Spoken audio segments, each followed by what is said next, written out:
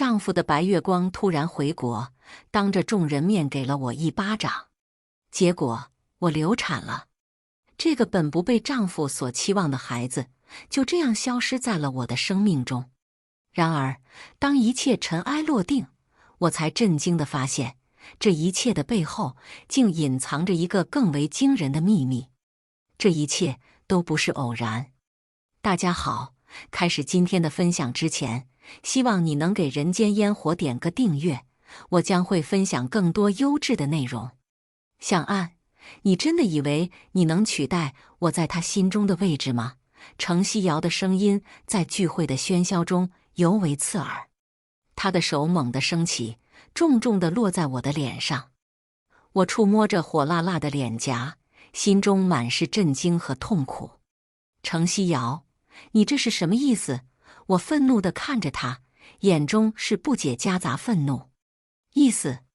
哈，你不配知道。他冷笑着，目光中都是嫉妒和冷漠。我看着徐行之，他的眼中充满了愤怒和无奈。他站在那里，像被定住了一般，无法迈出半步。徐行之，你就这么看着吗？我心中早已失望，我无法理解他为何会无动于衷。突然，一阵剧烈的疼痛从我的腹部传来，我捂着肚子，脸色瞬间变得苍白。我的身体逐渐变得虚弱，最终倒在了地上。程希瑶看着我倒在地上，他的眼中闪过一丝得意和冷笑。他转身离开，留下一地的震惊和同情的目光。向安，徐行之终于冲到我的身边，他的眼中有着担忧和自责。我的孩子，我却更加恐慌和不安。我的手抚摸着肚子，我被送往医院，经过一番检查，医生告诉我们，我不幸流产。这一夜，我的生活彻底改变了。我们的生活原本是那么的美满，徐行之的温暖和关爱让我觉得自己是世界上最幸福的人。然而，程希瑶就像一场突如其来的风暴，打破了我们平静的生活。他的眼神中流露出一种阴险的得意，仿佛在说：你们的幸福，我随时可以夺走。徐行之，你真的能把我们之间的一切都抛到脑后吗？程希瑶的声音中透露着一种深深的诱惑和挑衅，他的眼神直勾勾地盯着徐行之，仿佛要看穿他的心。我们已经结束了。程希瑶，徐行之的声音有些沉闷，他的眼睛一直在转。我知道他有事情瞒着我。向安，你以为他会为了你而放弃我吗？程希瑶冷冷地看着我，嘴角勾起一抹冷笑，轻蔑地看着我。程希瑶，你为什么要这样？我几乎无法忍受他的侮辱和挑衅，我不明白他为何要如此恶毒。我恶毒？我只是在夺回属于我的一切。他的声音尖利而冰冷，他的眼中此时更加疯狂和决绝。你们的幸福，我还给你们，但是我失去孩子的痛，你们拿什么还？你这个没用的东西，连个孩子都生不出来。婆婆的声音尖利而刺耳，她的严厉和失望，仿佛我是她眼中最大的耻辱。你看看你，什么都做不好，还让我儿子怎么抬得起头？婆婆不满地怒吼，她的话语像一把利刃，一次次刺入我的心中。这不是我的错，我也想要孩子，我反驳着。你看，希瑶多好，多有出息。婆婆的言语中都是对程希瑶的赞扬和对我深深的不满。她的眼中仿佛只有程希瑶，而我只是个无足轻重的存在。那你怎么不让你儿子娶她呢？我忍不住反击，心中的怒火熊熊燃烧。我不明白，为什么他要这样对我？我又做错了什么？你这个疯女人！婆婆的声音更加尖利，她的眼中闪烁着愤怒和憎恨。她的手指着我，仿佛要将我逐出这个家。我疯？是你们逼我的！我几乎是咆哮着，我无法忍受她的侮辱和羞辱。希瑶是个好女孩，你怎么能这样说她？婆婆继续愤怒和指责，她的话语更加刻薄。你这个不孝女！婆婆气得全身发抖。不孝？我已经够忍你的了，我几乎是在吼着，我无法再忍受她的侮辱和羞辱。我要让她知道，我也有尊严，我也有底线。等到徐行之沉沉入睡，我悄悄地摸索着他的手机，心跳声在寂静的夜晚显得格外清晰。我手心冒着汗，紧张地输入密码，屏幕亮起，露出了他与程希瑶的对话。我目不转睛地盯着那一行行的信息，心里一阵阵的痛，仿佛有千万把刀在割着我的心。我几乎无法呼吸，每个字都像是一把利刃，深深刺入我的心脏。徐行之，你真的相信向安吗？你真的觉得他值得你这样去爱吗？程希瑶的话语中明显在嘲讽和讥笑，他的每个字都透露着对我深深的轻蔑。我会等你，徐行之，我会等你看清楚一切，看清楚谁才是真心爱你的人。他的话语中有种诱惑的力量，仿佛在向徐行之展示着他无尽的爱意。明晚，夜色1502，等你。这条信息像是一颗重磅炸弹，炸开了我所有的痛苦和绝望。我紧紧握住手机，手指都变得发白。我看着这几条消息，心里默默发誓，我要让这些伤害我的人都付出代价。第二天，徐行之的脸上挂着淡淡的疲惫，他轻声告诉我晚上有事不回来吃饭。我心里清楚，他已经做出了选择，选择了程希瑶。我按捺住心中的愤怒，来到他们约定的地点。门微微敞开，我不知道是他们太过沉浸在对方的爱中忘记关门，还是程希瑶故意给我留的门。行之，你知道吗？我一直都爱着你。程希瑶的声音轻柔而迷人，深情地看着徐行之，渴望他回应。我们可以重新开始，重新找回我们失去的爱情。希瑶，徐行之的声音低沉而犹豫，他的眼中流露出了纠结与挣扎。我需要时间。程希瑶轻轻地吻上徐行之的唇。行之，我们像之前一样，好吗？他的眼中闪烁着期待与渴望。徐行之没有回答，但他的行动已经说明了一切。他的手紧紧搂住程希瑶的腰，深深地回应了他的吻。他们紧紧相依，仿佛要融为一体。我站在阴影中，紧紧地咬着唇，心中的痛苦与绝望如同狂风暴雨般席卷而来。我的心被撕裂，泪水在眼眶中打转，几乎要滑落。徐行之，你是忘记了吗？忘记了我们曾经的爱？忘记了你刚刚失去的孩子吗？现在和另一个女人云雨，你会遭报应的。我在黑暗中默默地看着他们，心中充满了无尽的痛苦与愤怒。我要让他们付出代价，我要让他们知道背叛与欺骗是多么的可耻。我要让他们为他们的所作所为付出代价。没过几天，程希瑶带着一脸虚伪的笑容登门拜访婆婆。一进门，两个人就像久别重逢的亲人一般寒暄起来。他们的笑声和甜言蜜语充斥了整个客厅，而我只能在一旁冷眼旁观。你一言我一语的在旁边阴阳怪气讲话，每一句都像是一把锋利的刀子划过我的心。我懒得在这种地方费口舌，就进房间去休息。我心里清楚，这是个好机会，正好可以听听我不在他们要讲些什么。程希瑶与婆婆在暗地里密谋，计划着如何毁掉我的名誉，如何将我逐出去。向安这个女人真是个祸害。婆婆的声音尖刻而冷漠，眼中更是对我无尽的厌恶与不满。我必须想办法将她赶出我们徐家。您说的对，她不过是个攀龙附凤的小人。换任何一个人和行之结婚都比他好。程西瑶的声音甜美而阴冷，他的眼中流露出了深深的恨意与阴险。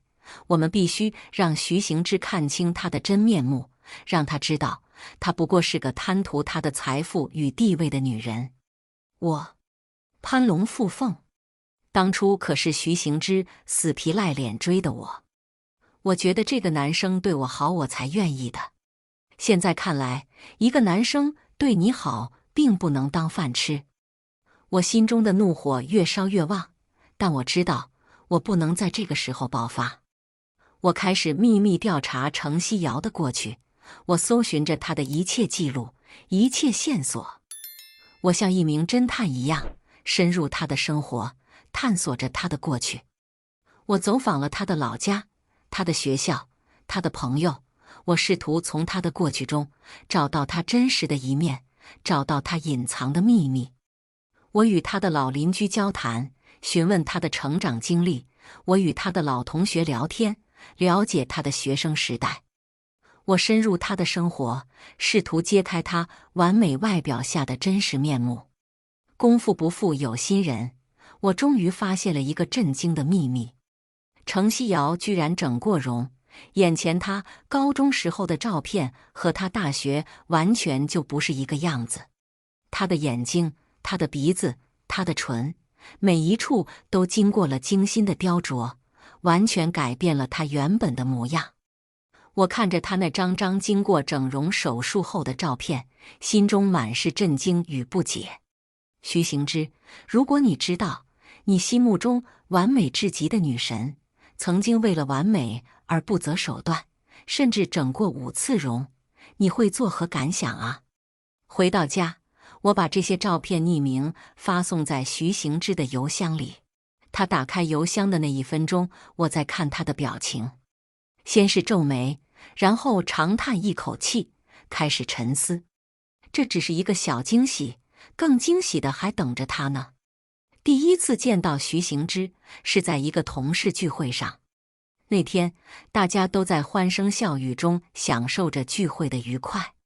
他是我一个同事的大学同学，关系很好，就一起来了。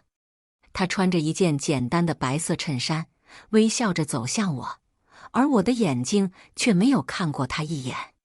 他死皮赖脸地跟我介绍自己，介绍自己的工作，他的声音温和而自信。喂，大哥，你烦不烦啊？都什么年代了，还在搞这么老套的搭讪？你在相亲吗？我无奈地看着他，心中满是不耐烦。他似乎意识到了自己的行为有些不妥，挠挠头，微微一笑，然后向我道歉：“对不起，我可能有点冒昧。”他的眼中流露出一丝歉意和尴尬。旁边他的朋友，我那位同事调侃他说：“怎么，遇见一个像他的你都喜欢？”他的话语中充满了戏谑和玩笑。徐行之连忙拍拍他朋友，跟我解释别听他胡说，他开玩笑的。他的眼中闪过一丝紧张和不安。当时我也没怎么在意，只是淡淡的笑了笑，转身离开。现在回想起来，真是可笑。原来我一直是替代品，只是我自己不知道。我甚至觉得徐行之是喜欢我，其实是喜欢像他的我。这天，我在超市的货架间漫无目的地走着，心中想着一些琐事。突然，一道熟悉而让人不悦的声音刺入我的耳中：“哎呀，向安，真巧啊！”程西瑶，她站在那里，眼中闪烁着一丝嘲讽和得意。“是啊，真巧。”我冷冷地回应着，心中却在想着他会说些什么。他的出现让我心中一紧，一种不祥的预感涌上心头。徐行之下个月喊我陪他一起过生日呢，到时候你可别在家里准备太多东西。他的眼中闪烁着一丝狡黠和傲慢，怕浪费。我心中一紧，怒火中烧，但我强忍住，冷静地看着他。哦，是吗？那你们好好享受。我嘴角勾起一丝冷笑，眼中却没有一丝波动。我转身离开，心中却在计划着，我要让这个生日成为徐行之永生难忘的一天。徐行之生日很快就到了，我提前背着徐行之约好亲戚朋友，打算送给他一个大惊喜。气氛一度凝固，房间里的空气仿佛凝结成了冰。我站在门口，手里还拿着为徐行之准备的生日蛋糕，蜡烛的火光在我震惊的眼神中摇曳。徐行之和程希瑶僵在床上，他们脸上的表情是愕然与恐慌的混合。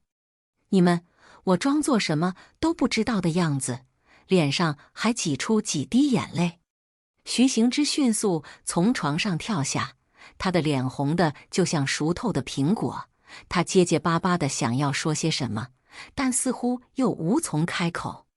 向安，这不是你看到的那样。他的声音颤抖，眼中带着愧疚。程希瑶则紧紧裹着被子，他的脸上显露出一丝惊慌失措和不安。我们只是……他的声音尖锐，似乎想要为这一切找个借口。我紧紧握住蛋糕的盒子，蛋糕上的蜡烛已经熄灭。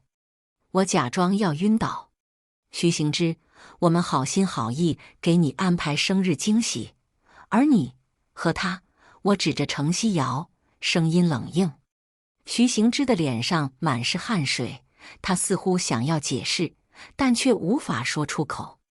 他的手在空中无助地挥舞着，嘴巴张开却发不出声音。我转身看向聚在门口的亲戚朋友们，他们的脸上都写满了震惊和不解。我深呼吸，转头看向徐行之和程希瑶。房间里一片死寂，而我拍拍手走出了那个充满了背叛和痛苦的房间。向安，你这个不孝的媳妇，竟然敢在外面丢人现眼！婆婆的声音尖刻，每个字都像是一把锋利的刀，刺入我的心中。她的眼中闪烁着严厉和失望，仿佛要将我凝视成灰。我站在她的对面，手紧紧握成拳头，我努力保持冷静，不让自己的情绪爆发。我深吸一口气，用力稳住自己颤抖的身体。你搞错没呀？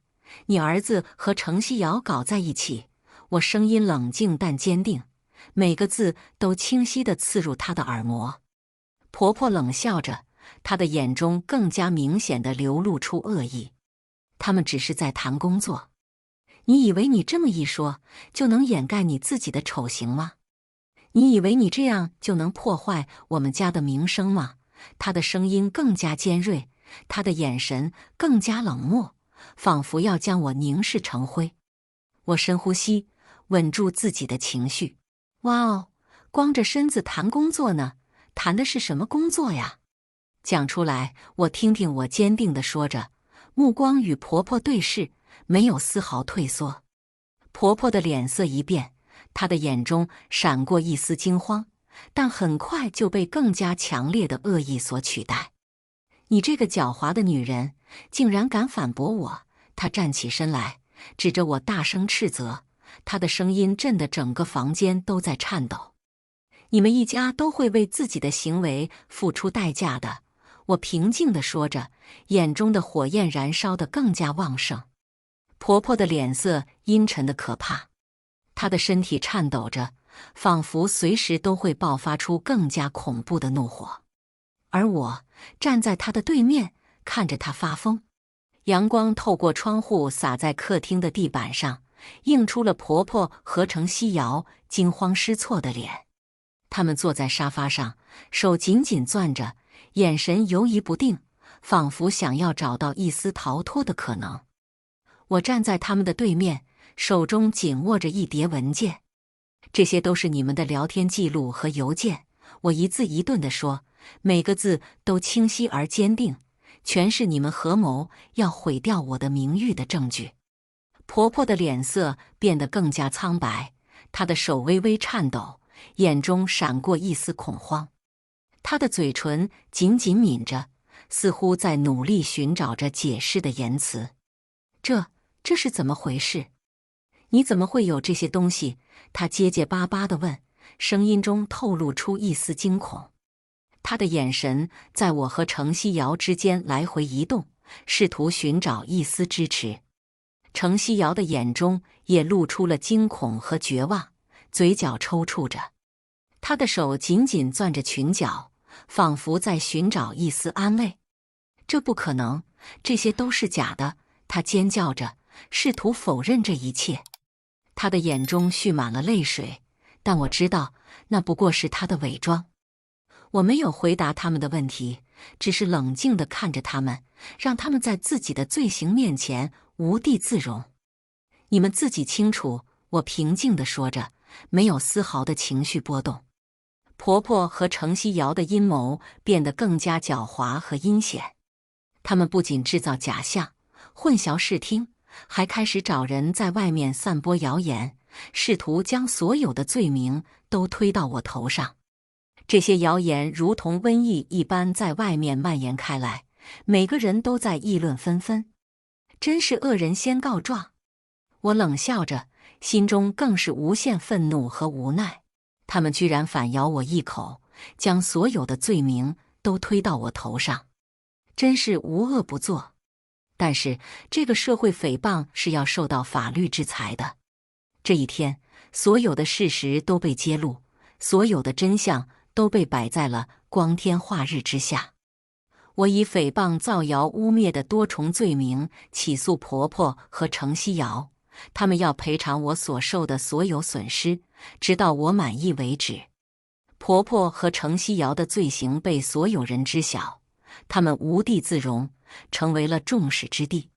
徐行之没有参与这一切的直接证据，还不能扳倒他。没关系，有的是机会。空气中的沉重和压抑几乎让人窒息。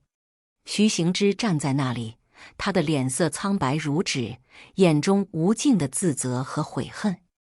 他的目光与我相交，那眼中的歉意仿佛要将我淹没。向安，我真的很对不起你。他的声音低沉而痛苦，每个字都像是从他喉咙里被硬生生割出来的一样。我看着他，心中没有一丝的波动。徐行之，我们之间的一切都已经结束，我淡淡的说道，声音中没有一丝的情感波动。我会把离婚协议书寄给你。他的眼中闪过一丝痛苦和不舍，身体微微颤抖。向安，我真的很愧疚。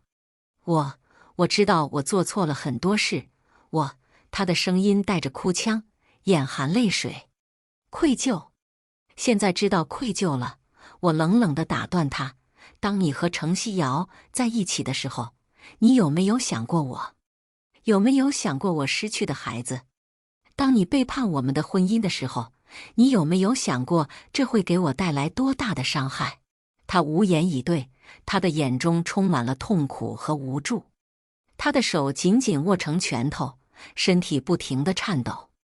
我不需要你的愧疚，我不需要你的道歉，我冷冷地说着，我只需要你签字，然后我们各走各的路。他的眼中满是绝望和痛苦，他的嘴角抽搐着，但他没有说出任何的话。他知道，他已经失去了一切，他已经失去了我。我转身离开，心中没有一丝的留恋和不舍。我漫步在繁忙的街道上，阳光温暖地洒在我的脸颊，微风轻轻拂过我的长发。我的脸上绽放着灿烂的笑容。向安，你最近看起来气色很好呢。邻居阿姨友善地打招呼。谢谢阿姨，我觉得自己现在过得很自在。向安微笑着回应。我开始尝试各种新的事物，学习新的知识。我参加了各种各样的课程和活动，结识了许多新的朋友。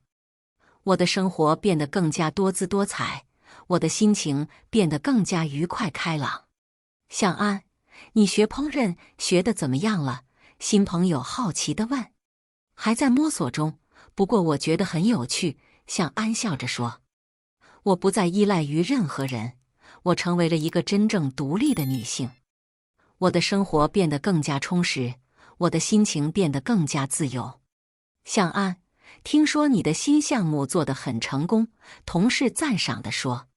谢谢，我会继续努力的，我满怀信心地回答。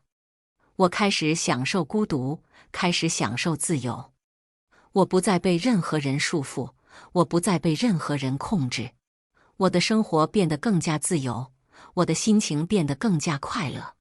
向安，你一个人生活不会觉得孤单吗？朋友关心地问。不会的，我享受这样的自由，我淡定地回答。婆婆和程希瑶面临着巨额赔偿的压力，他们无处可去，只能来找我。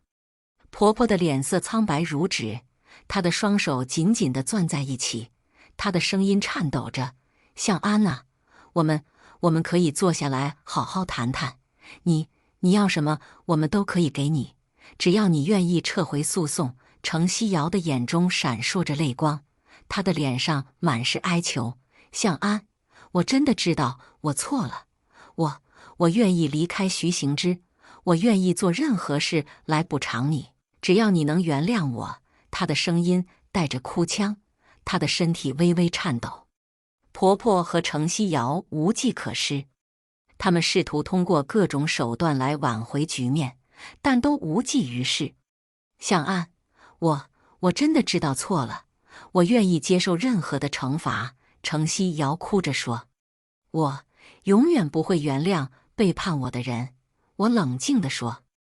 我接到了徐行之的电话，听出他的绝望和无助。向安，如果你不愿意和好，我就跳楼了。我听着电话中的哭泣声，我的心中没有一丝的动摇。我冷静地回应道：随你去。他不会以为能威胁到我吧？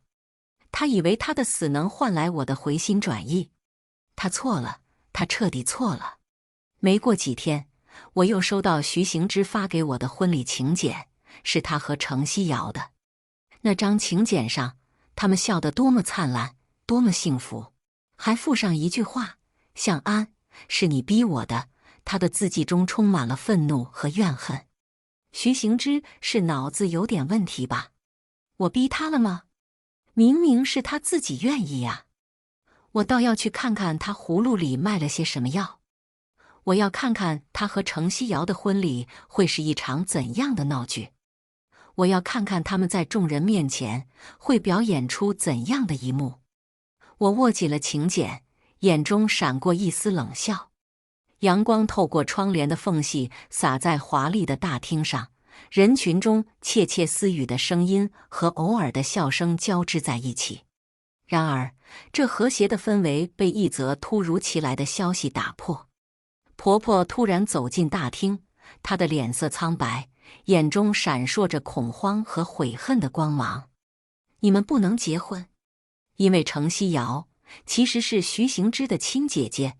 她的声音颤抖，每个字都像是被迫挤出来的。大厅瞬间陷入了一片死寂，随后是一阵更为震惊的尖叫和愤怒的咆哮。徐行之愣在原地，一脸不可置信和痛苦。他死死地盯着程希瑶，仿佛要从他的眼中寻找答案。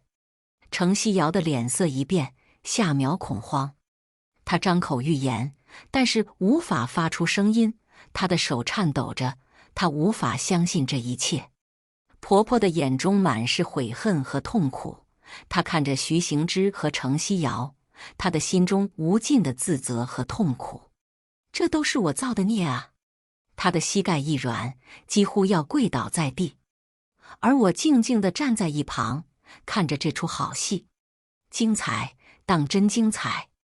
大厅中，愤怒的声音、震惊的尖叫、无助的哭泣交织在一起，形成了一片混乱的声场。宾客的脸上都写满了震惊，他们无法理解这一切是如何发生的。我只是冷冷地看着他们自食其果。后面听说徐行之和婆婆大吵一架，离家出走了，至今下落不明。有人说她被骗去搞诈骗了，谁知道呢？和我又没关系。婆婆每天以泪洗面，悔过当初。而程西瑶在知道这一切事情后，去找到自己的父亲一顿大吵。他父亲说她是私生女，身份本来就不光彩，还大声宣传。没过多久，程西瑶就和一个脑子有点问题的男人结婚了，好像是他父亲安排的。阳光洒满了我的新办公室，我坐在我的办公椅上，手中拿着一份新的设计方案，眼中闪烁着光芒。这个方案真的很棒，一位同事走过来夸赞道：“谢谢，我们一起努力，一定能成功的。”我微笑着回应，对于未来充满了希望和决心。我走出办公室，走到窗前，望着窗外繁忙的街道，我的心中体会到了幸福。这时，我的手机响了起来，是一条来自一家知名设计公司的消息，他们对我的设计方案非常感兴趣。我的心中充满了激动，我知道我的未来有无限的可能。加油！同事们走过，为我加油鼓劲。我微微点头，望着窗外的蓝天。以上就是今天分享的故事，希望能给人间烟火点个订阅，我将会分享更多优质的内容。